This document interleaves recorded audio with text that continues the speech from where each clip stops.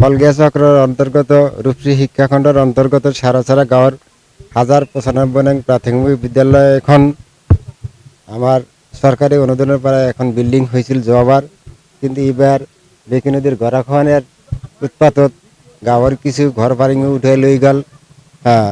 বৰ্তমান একেবাৰে আমাৰ বিদ্যালয়খন একেবাৰে গৰাখহনীয়াৰ নিকটৱৰ্তী হৈ আহিছে। গতিকে আমাৰ এই বিদ্যালয়খন ইয়াৰ পৰা স্থানান্তৰিত ল'বলৈ আমাৰ প্ৰধান শিক্ষক মহোদয়ে বিভাগীয় কৰ্তৃপক্ষলৈ আবেদন কৰিছে যে ঘৰখন স্থানান্তৰিত কৰিব লাগে, নহ'লে গৰাখহনীয়াত যায়।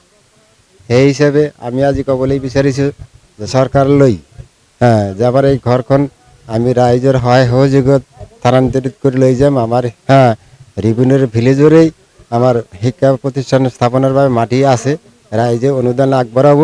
গতিকে চৰকাৰে যাতে এই বিল্ডিংখন ভাঙি লোৱাৰ ক্ষেত্ৰত আমি টিনপাতখিনিহে ল'ব পাৰিম, বাকীটো একো ল'ব নোৱাৰিম। গতিকে চৰকাৰে যাতে আমাৰ এই বিদ্যালয়খন পুনৰ আন্তঃগাঁথনিৰ আওতাত আনি এখন বিল্ডিং মঞ্জুৰ কৰি আৰ্থিক অনুদান আগবঢ়ায়, তাৰ বাবে আমি চৰকাৰলৈ আবেদন জনাইছোঁ। এইখিনি জাগাত আজি 4 বছৰ হয় বেকী নদীৰ গৰাখহনীয়াৰ উৎপাতত প্ৰায় 500ৰ পৰা 600 মান ঘৰ বাৰী গৃহহাৰা হৈ গৈছে। যোৱাবাৰো আকস্মিক ভূটানৰ পানী এৰি দিয়াত আহিন মাহৰ কিবা তাৰিখত ৰাতি অকস্মাতে এনেকুৱা কাৰেণ্ট পৰিল, তাতে কিছুমান ঘৰ উটুৱাই লৈ গ'ল। তাৰমানে স্থানান্তৰিত কৰিব নোৱাৰে। ৰাতি হঠাৎ কৰি 12টা-1টা মান বজাত এনেকুৱা গৰাখহনীয়াৰ উৎপাত হ'ল, তাতে কোনো মানুহ থিয় হ'ব নোৱাৰে।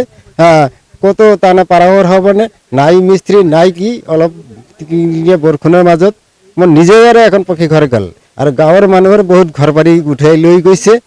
গতিকে আমাৰ খুব অৱস্থাটো জৰাজীৰ্ণ অৱস্থা হৈছে বেকী নদীৰ গৰাখহনীয়াত। কিন্তু আমি চৰকাৰী পক্ষৰ আবেদন কৰি আছোঁ যে আমাৰ এই অঞ্চলখিনি চৰকাৰী ৰিভিনিউৰ আওতাত আমি প্ৰতি বছৰে খাজনা চৰকাৰক দিয়ে আছোঁ, কিন্তু চৰকাৰী পক্ষৰ পৰা আমাৰ এই সাৰচাৰা গাঁওখিনিত কোনো ধৰণৰ চৰকাৰী অনুদান বা নদী বান্ধ হিচাপে নদী প্ৰতিৰোধ কৰিবলৈ কোনো ধৰণৰ আঁচনি আমাক আজিলৈকে দিয়া নাই। মাননীয় বিধায়ক চেয়াৰমেন আলী ডাঙৰীয়াক আমি এইখিনি আহ্বান জনাওঁ যে আপোনাৰ যি নিৰ্বাচনী ভাষণত যি প্ৰতিশ্ৰুতি দিছিল যে সাৰচাৰা পাথাৰ সাৰচাৰা গাঁও জাউৰিমালী লেংগুন পকীবান অহা নৱেম্বৰত হ'ব।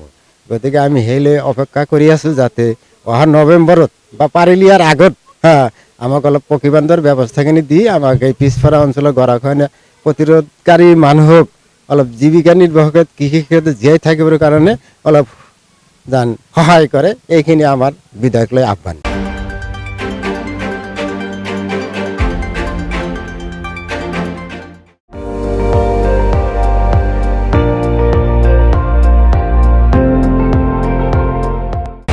আপুনি চাই আছে ND24, সৰ্বশ্ৰেষ্ঠ নহয় সৰ্বোত্তমৰ দৌৰত।